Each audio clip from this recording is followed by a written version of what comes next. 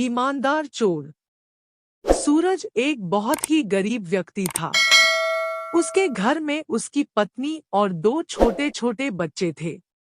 सूरज दूसरे के खेतों में काम करता था और उससे जो पैसे मिलते थे उनसे उन सभी का गुजारा होता था।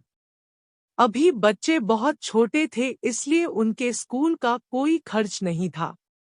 पर सूरज की कमाई से उन चारों का खाना भी मुश्किल से चल पाता था।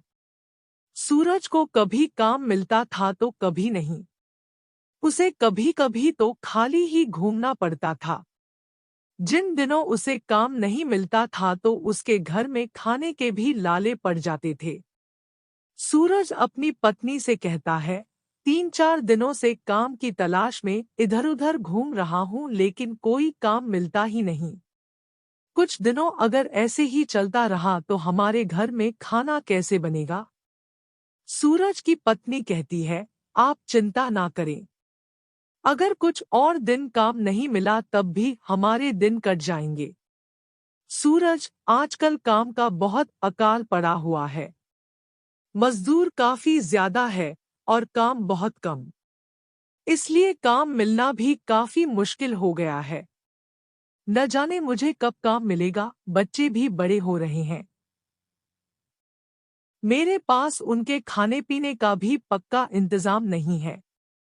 इस तरह सूरज रोजाना घर से काम की तलाश में निकल जाता था, पर उसे कोई काम नहीं मिलता। सूरज की बेटी गुड़िया का जन्मदिन आने वाला था। वह रोज अपनी माँ से कहती, मम्मी, याद है ना, मेरा जन्मदिन आने वाला है। इस बार पिताजी मुझे नई फ्रॉक लाकर देंगे ना? उन्होंने मुझसे वादा किया था। गुड़िया की माँ गुड़िया को दिलासा देते हुए कहती है, हाँ बिटिया। वह अपनी बेटी को समझा तो देती है, लेकिन मन ही मन काफी चिंतित हो जाती है। काम न मिलने की वजह से घर में खाने के भी लाले पड़ी हुए थे, तो गुड़िया की फ्रॉक कहाँ से आती?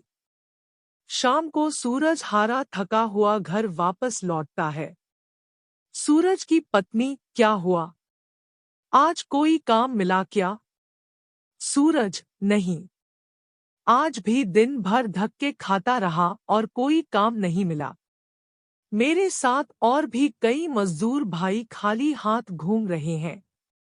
पता नहीं कब काम मिलेगा। सूरज की पत्नी, आपको जल्द से जल्द काम ढूंढना पड़ेगा, वरना खाने पीने के लाले तो पड़ेंगे ही। गुड़िया अलग से नाराज हो जाएगी। गुड़िया मुझसे कहती है कि उसे उसके जन्मदिन पर नई फ्रॉक चाहिए।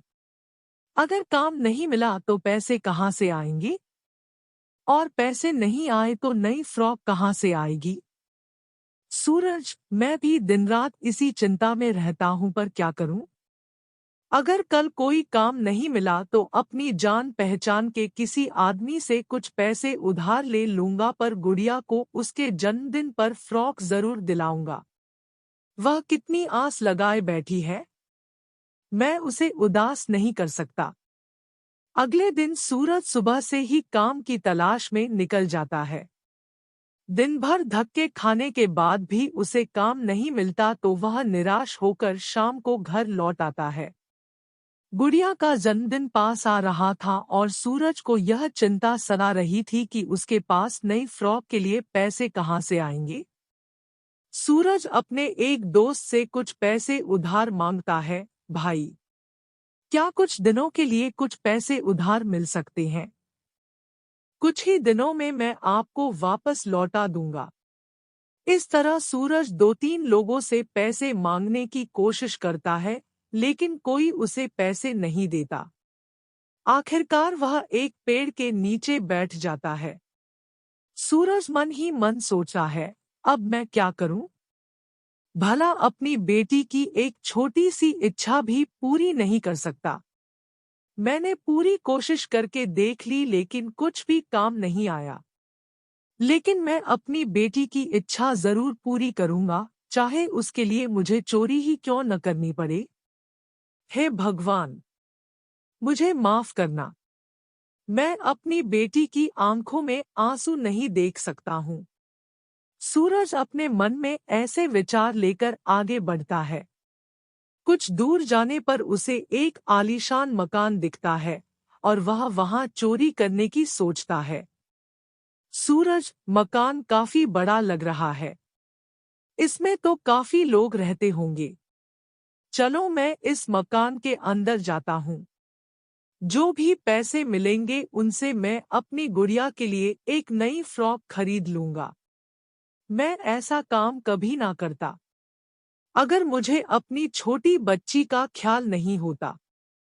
सूरज अपने भारी मन से विचार करते हुए उस मकान की ओर बढ़ता है। वह मकान में घुसने की कोशिश करता है। तभी सामने से मकान मालिक और उसकी पत्नी बाहर की ओर निकलते हैं और अपने नौकर से कहते हैं, देखो रघुराम, बिटिया का अच्छे से ध्यान रखना। उसे कोई भी चीज की कमी ना हो। हम लोग जरूरी काम से बाहर जा रहे हैं। शाम को लौट कर आना होगा, तब तक बिटिया को कहीं भी अकेले मत छोड़ना। यह कहते हुए वह आदमी और औरत कार में निकल जाते हैं। उन्हें जाता देख सूरज सोचता है, चलो यह तो अच्छा है। ये लोग घर से बाहर चले गए। अब चोरी करने में थोड़ी आसानी होगी। सोचते हुए सूरज घर के पीछे के दरवाजे से घर में दाखिल होता है। रसोई की पीछे की दीवार की खिड़की से अंदर जाता है। अंदर उसे कोई भी नजर नहीं आता। वह चुपचाप अंदर चला जाता है और चोरी की नियत से सामने वाले कमरे में जाता है। सूरज देखता है कि मेज पर नोटों की एक छोटी सी गड्डी पड़ी हुई है। बस सूरज उसे तुरंत अपने कुर्ते में छुपा लेता है और वहां से भागने की कोशिश करता है। सूरज जैसे ही घर से बाहर निकलता है, तुरंत किसी के रोने की आवाज आने लग। उस घर के मालिक सूरज का शुक्रिया अदा करते हैं। घर का मालिक, तुमने मेरी बेटी की जान बचाकर हम पर बहुत बड़ा एहसान किया है। तुम हमारे लिए एक भगवान की तरह आए हो। परंतु तुम यहाँ आई कैसे? सूरज उन्हें सब कुछ सच सच बता देता है। देखिए सेठ जी, मैं आपके घर में चोरी करने के लिए आया था। मुझे अपनी बेटी के लिए एक नई फ्रॉक लेनी थी। उसी के लिए पैसों की जुगाड़ करने के लिए मैं आपके घर चोरी करने के लिए आया था। मैं यहाँ से जैसे ही चोरी करके निकल रहा था, तभी अंदर से आवाजें आने लगी। मैंने जलती हुई आग में उस बेटी को देखा तो मैं तो पूरी तरह घबरा गया और उसे बचाने के लिए आग में कूद पड़ा। अपनी बच्ची के प्यार में आकर मैंने यह गलत काम किया। आप चाहे तो मुझे पुलिस में दे सकते हैं। घर का मालिक, देखो तुम दिल के बहुत ही अच्छे इंसान हो।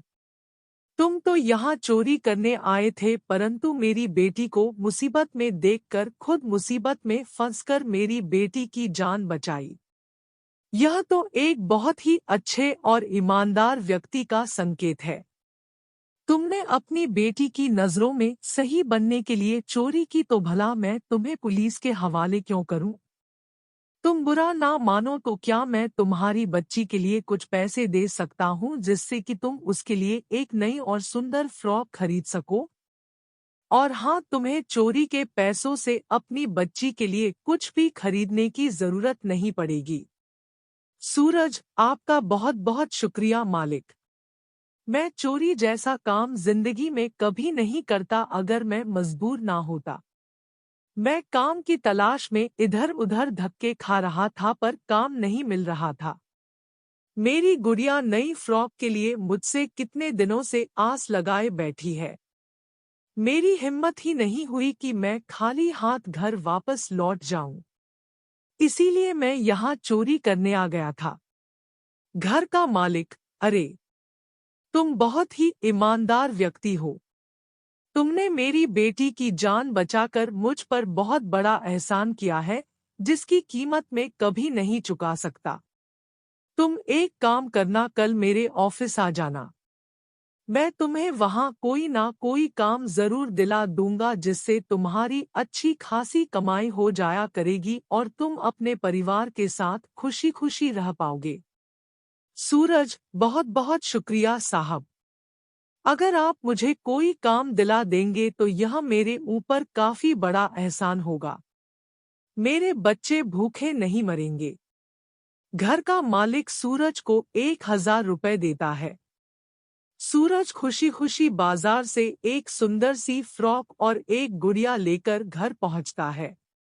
उसे देखते ही उसकी बेटी खुशी के मारे चिल्लाते हुए कहती है, पिताजी, पिताजी को देखो, वह मेरे लिए कितनी सुंदर गुड़िया और फ्रॉक लेकर आए हैं।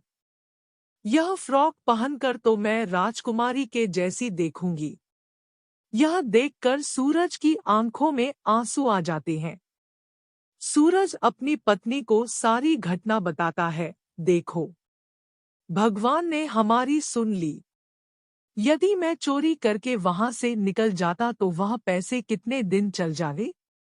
लेकिन भगवान ने हमें इस मुसीबत से बचाया और अब मुझे एक अच्छी खासी नौकरी भी मिल गई। मालिक ने कल मुझे ऑफिस बुलाया है। वह मुझे अपने यहाँ काम पर रख लेंगे और हमें खाने पीने की अब चिंता करने की कोई जरूरत नहीं पड़ेगी।